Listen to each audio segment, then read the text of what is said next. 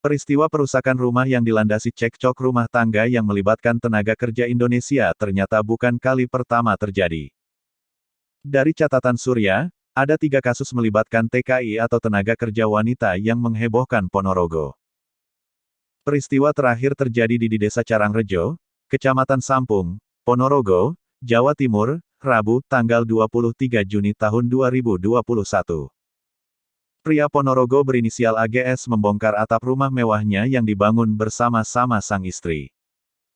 Aksi itu dilakukan setelah sang istri berinisial ANJ yang baru pulang dari menjadi TKW di Hong Kong tiba-tiba menggugat cerai AGS.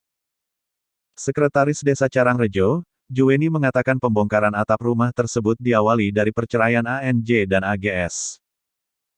Karena rumah tersebut dibangun bersama, dan ada konstruksi kayu dari AGS meminta kayu tersebut untuk ia bawa pulang ke Desa Tulung, Kecamatan Sampung.